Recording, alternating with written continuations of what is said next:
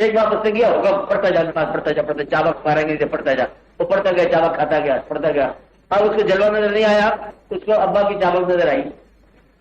یہ لوگ جو ہیں یہ بھی دین کے ساتھ کاروبار کر رہے ہیں اب لیکن جلوہ کو نہیں ان کے ساتھ۔ اب یہ حکم کتاب دیکھنے والوں کو اب کہیں نہ کہیں ایسا جلوہ نظر آئے گا،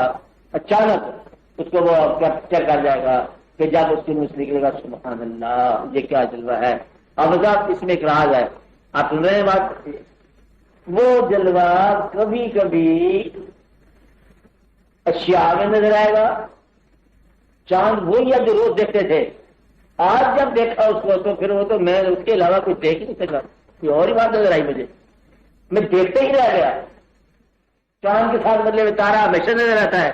تو آپ جب دیکھا جہاں اس کے ساتھ تارا تھا مجھے لگا پتہ نہیں کیا میں زمین کو چھوڑ چکا تھا، ایسے محسوس ہوا۔ ڈوبتے سورج کا منظر دیکھا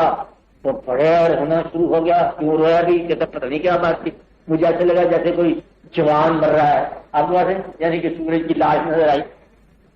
یہ ہے مطلب عام اشیاء میں خاص مفاہیم کی ادراک، نہیں بات سمجھ آئی نا حضرت صاحب؟ عام اشیاء میں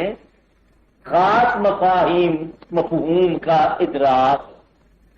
مطلب پہاڑ عام اشیاء ہے لیکن جب اس میں آپ استقامت کا ادراک ڈھونڈ لو، یہ استقامت کا پیغام ہے، اب پہاڑ آپ کے سامنے ایک سمبل بن گیا، ایک علامت بن گئی۔ اب جب اللہ کہتا ہے کہ لک ایٹ مائی ماؤنٹینز، میرے پہاڑوں کو دیکھو، اب یہ جلوہ ہے، آپ کی بات نہیں ہے، یعنی اس حساب سے دیکھو تو یہ جلوہ ہے کہ استقامت ہے۔ اتنے کبھی پہاڑ بنانے والے نے اتنا ریت کا ذرہ بنا دیا، اور ایک مالک ہے، سبحان اللہ، کمال کی بات ہے۔ یعنی کہ وہ جو ہاتھی بنانے والا ہے چونٹی بھی بنا دی، اور چونٹی کے اندر عجب قدرت رکھ دیا ہے، اور ہاتھی میں عجب قدرت رکھ دی ہے، تو وہ کہتا ہے کہ میرے دیکھو کبھی اونٹ کی طرف دیکھو، کو لگا میں نے اس کو کیسے بنایا، اس کو لگا کہ دیکھو تو پتہ چلے گا کیسا بنایا، اس کے اندر سے ادراک ملے گا آپ کو، اس کا مفہوم ملے گا۔ آپ کو بات سمجھ آ رہی کہ نہیں سمجھ آ رہی؟ اگر آپ کو شاہی دیکھو گے اس میں فلائٹ ملے گی، لو فار ہائٹ ملے گی، اور اس کے اندر اس کی جرت ملے گی، اور اس کو اقبال نے پورا مرد مومن کہا، حالانکہ پرندے کو مرد مومن کہنا تو ویسے مرد مومن کی توہین ہے، لیکن صفات نظر آئی اس کو کہ یہ وہ ہے کہ پرندوں کی دنیا کا درویش ہوں میں، کہ شاہی بناتا نہیں آشیانہ، یہ شاہی تو بول نہیں رہا، اقبال بول رہا ہے کہ شاہی بناتا نہیں آشیانہ، مطلب یہ ہے کہ اگر تمہیں مکان سکان نہیں ملا یا کوئی جغرافیکل تمہارے پاس ریجن نہیں ہے، گھبرانا، تم اللہ کا نام لیتے پرواز کرتے جا، ہر ایک مقام سے آگے مقام ہے تیرا، ایسے کہتے ہیں نا ایک اور کہ شاہی بناتا نہیں آشیانہ،